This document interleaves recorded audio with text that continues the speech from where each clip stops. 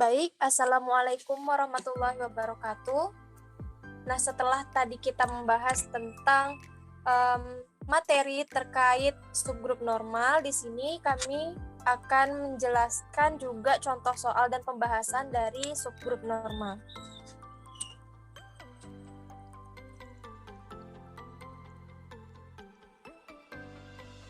Untuk contoh soal nomor 1, dimisalkan G, string sama dengan Z6 sama dengan 0, 1, 2, 3, 4, dan 5 adalah suatu grup dan H sama dengan 0, 2, 4 adalah subgrup dari G. Tunjukkan bahwa H merupakan subgrup normal dari G. Untuk pembahasannya, kita terlebih dahulu akan ditunjukkan bahwa koset kiri dan koset kanan itu dari H sama, yaitu GH sama dengan HG. Yaitu G, string sama dengan Z6 sama dengan 0, 1, 2, 3, 4, 5, itu generatornya 0, 1, 2, 3, 4, dan 5, yang dimana generator di sini yang dimaksud ialah pembangun. Nah, selanjutnya kita menentukan koset kiri, yang dimana itu sesuai dengan yang tadi, itu 0 ditambah H. H itu dari soal ialah 0,2,4, maka 0 ditambah H sama dengan 0 ditambah 0,2,4, yaitu 0 ditambah 0, 0 ditambah 2, 2, dan 0 ditambah 4, 4. Lalu 1 ditambah H, yang dimana 1 ditambah 0,2,4. Itu hasilnya 1 tambah 0, 1, 1 ditambah 2, 3, dan 1 ditambah 4 sama dengan 5. Lalu untuk 2 ditambah H sama dengan 2 ditambah 0 ditambah 2 ditambah 0,2,4, yaitu hasilnya 2 ditambah 0, 2, 2 ditambah 2, 4, dan 2 ditambah 4, 0. Kenapa di situ 0? Kenapa tidak 6? Karena kita terikat pada soal tadi, yaitu bilangan bulat modulo Z6, maka 2 tambah 4 itu tidak ada di dalam bilangan, yang dimana di sini Z6-nya itu hanya sampai 5, 0, 1, 2, 3, 4, dan 5. Jadi untuk itu kita harus mencari sisanya. Bagaimana mencari sisanya? Mencari sisanya itu dengan cara kita tambahkan dulu yang ini tadi, 2 ditambah H, 2 ditambah H yaitu 2 ditambah 4, itu kan sama dengan 6. Lalu kita kurangkan dengan modulo tadi, yaitu 6. Dari Z6 itu, maka 6 dikurang 6 sama dengan 0. Maka di sini kita dapatkan 2,4,0. Lalu untuk 3 ditambah H, di sini 3 ditambah 0,2,4, yaitu 3 ditambah 0, 3, 3 ditambah 5, 3 tambah 2 itu 5, dan 3 ditambah 4 itu sama dengan 1. Sama dengan cara yang tadi, yaitu 3 ditambah 4 sama dengan 7, dikurangi 6, maka hasilnya 1.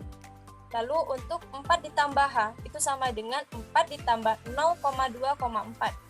Maka dihasilkan 4 tambah 0, 4, 4 ditambah 2, 0, sama dengan yang tadi, 6 dikurang 6, 0. Lalu 4 ditambah 4, itu 2, dari 8 dikurang 6, maka hasilnya 2. Lalu untuk 5 ditambah H, itu sama dengan 5 ditambah 0,2,4. 5 ditambah 0, 5, 5 ditambah 2, itu 1, yaitu 7 dikurang 6. Lalu 5 ditambah 4 itu 3, yaitu 9 dikurang 6 sama dengan 3. Nah, setelah itu kita menentukan koset kanan.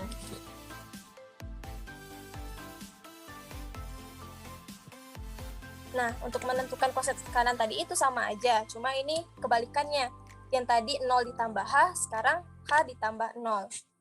Nah, jadi H ditambah 0 sama dengan 0 ditambah 0,2,4 itu ditambah dengan 0, maka dihasilkan 0 ditambah 0, 0, 0 ditambah 2, 2, dan 0 ditambah 4 itu 4. Lalu untuk H tambah 1 itu sama dengan 0,2,4 ditambah 1. 0 tambah 1, 1, 2 ditambah 1, 3, dan 4 ditambah 1 itu 5.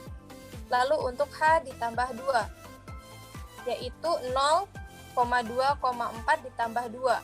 Itu hasilnya 2 ditambah 0, 2, 2 ditambah 2, 4, dan 2 ditambah 4 itu 0. Sama dengan yang tadi, yang dimana 4 ditambah 2 itu 6, dikurangi dengan yang ketentuan Z6 tadi, yaitu 6 dikurang 6, maka dihasilkan 0.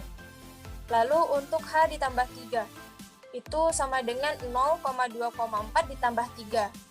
0 ditambah 3, 3, 2 ditambah 3, 5, dan 4 ditambah 3 itu sama dengan 1, yaitu 7 dikurang 6.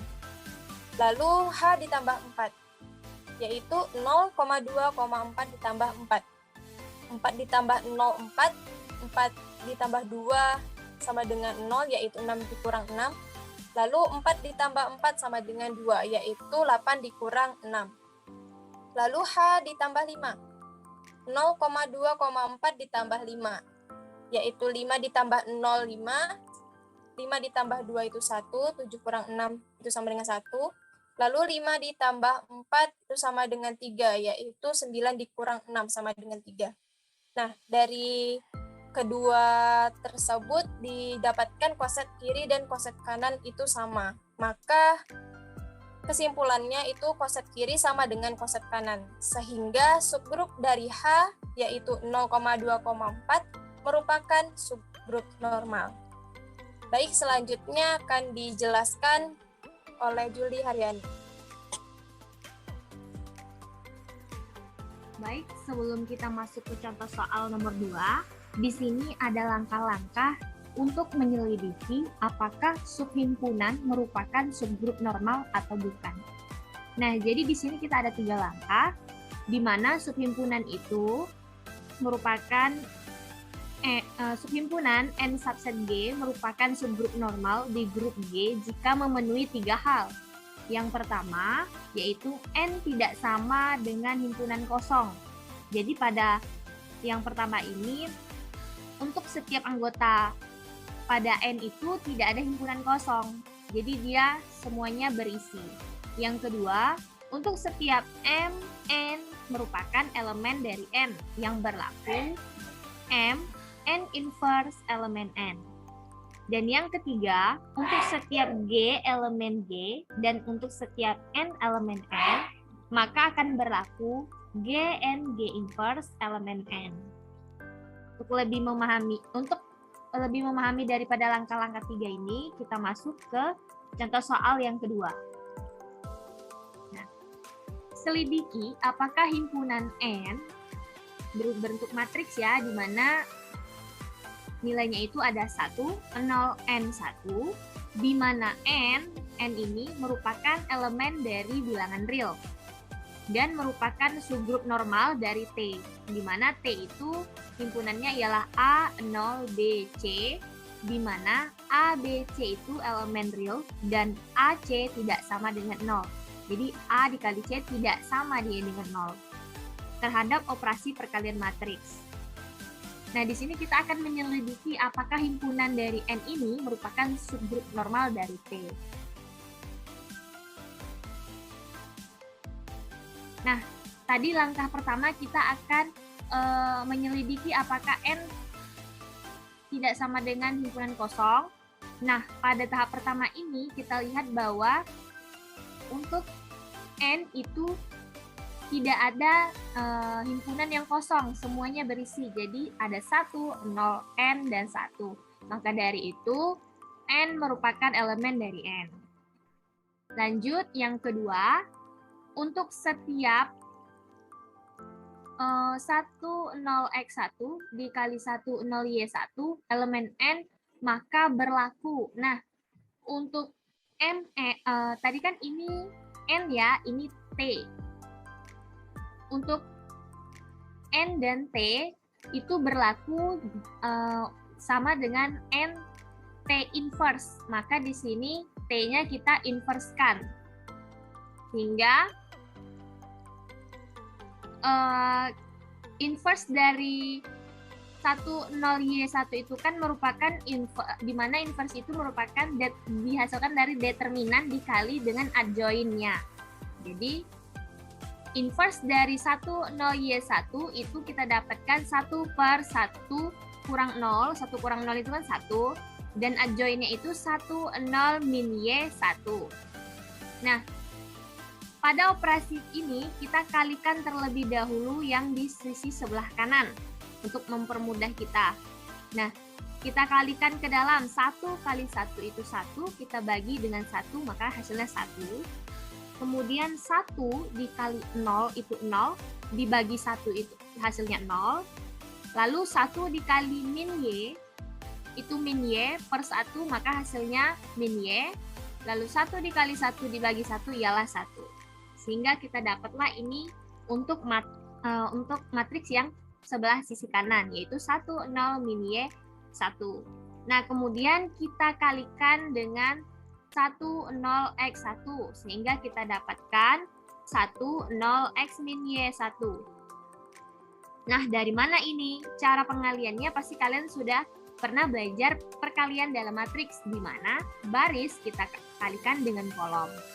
Sehingga kita dapatkanlah ini 1, 0, X kurang Y, 1. Nah, ini matriks ini merupakan elemen dari N. Selanjutnya kita masuk ke contoh yang langkah yang ketiga. Nah, yang ketiga itu untuk setiap A, 0, B, C, elemen T, 1, 0, X 1 itu elemen N, maka berlaku Tn, T inverse sama dengan, nah, T inverse ini merupakan hasil dari determinan dikali adjoin dari A, 0, B, C. Sehingga determinan dikali adjoinnya itu ialah ini. Nih, inverse-nya ini ialah ini. Nah, pertama-tama, karena di sini kita ada 3 matriks ya yang akan dikalikan, maka terlebih dahulu kita kalikan untuk yang perkalian matriks yang sisi sebelah kiri terlebih dahulu, yang ini. Kita kalikan, kita kalikan baris, kita kalikan dengan kolom, maka A dikali 1 itu A, lalu kita tambahkan 0 dikali X maka 0, maka A tambah 0 sama dengan A. Kemudian A kita kalikan dengan 0 itu 0, ditambah 0 dikali 1 sama dengan 0, maka 0 tambah 0 ialah 0. Kemudian kita ke baris yang kedua, B dikali 1 itu B, ditambah ditambah C dikali X ialah CX, maka B tambah CX ialah B tambah CX. Lalu kita kalikan ke yang kolom kanan, B dikali 0 itu 0, kita tambahkan dengan C dikali 1 sama dengan C, maka 0 tambah C ialah C. Sehingga kita dapat untuk perkalian dari matriks yang sisi sebelah kiri ini ialah A, 0B tambah CX, C. Nah, langkah selanjutnya kita kalikan untuk matriks yang ini sama dengan yang ini. Untuk yang ini kita belum, determinan ini belum kita kalikan. Kita terlebih dahulu kalikan yang ada matriks kurungnya ini dulu. Nah, kita kalikan A dikali C itu AC. Kita tambahkan 0 dikali min B itu 0, maka AC ditambah 0 ialah AC. Lalu A dikali 0 itu 0, kita tambahkan 0 dikali A itu 0, maka 0 tambah 0 ialah 0. Lanjut ke baris yang kedua, B tambah CX, kita kalikan dengan C, maka kita dapatkan BC, C kuadrat X. Ya kan? Lalu kita tambah dengan C kali min B, maka hasilnya min BC. Sehingga kita dapatkan ini, BC ditambah C kuadrat X min BC. Lalu kita kalikan dengan kolom yang kedua, maka A kita kalikan dengan 0 itu 0. Maaf, C ini kita kalikan dengan A, kita kalikan dengan 0, maka 0 ditambah C dikali A ialah AC. Maka kita dapatkan sisi sebelah sini ialah AC. Baru sudah sampai di sini, kita kalikan dengan determinan, yaitu 1 per AC. Kita kalikan ke dalam. Jadi AC dikali 1 sama dengan AC per AC, yaitu hasilnya 1. Kemudian 0 dikali 1 itu 0. Kita bagi dengan AC, maka hasilnya 0. Lalu di sini perhatikan, di sini kan kita ada BC tambah C kuadrat X min BC. Nah, di sini BC-nya positif, sini BC-nya negatif, maka kita hilangkan. Hilangkan, kita sisakan C kuadrat X. Nah, C kuadrat X kita kalikan 1 itu C kuadrat X per AC. Kita bagi, karena C kuadrat X ini C-nya ada 2, maka kita hilangkan salah satu C-nya. Kita bagi sama-sama dengan C, maka dapatnya CX per A. Lalu untuk yang ini, AC, kita kali 1 dengan AC. Kita bagi AC itu sama dengan 1. Sehingga kita dapatlah matriknya ialah 1, 0, CX per A. 1 merupakan elemen dari N. Nah, dari langkah 1, 2, dan 3, dapat kita simpulkan bahwa N ini merupakan subgrup normal dari T. Nah, begitulah cara pencarian untuk soal nomor 2 dari 3 langkah tadi. Baiklah, itu saja yang dapat kami sampaikan terkait dengan contoh soal dan pembahasan dari subgrup normal. Apabila ada kesalahan pengucapan atau perkataan, kami mohon maaf. Wassalamualaikum warahmatullahi wabarakatuh.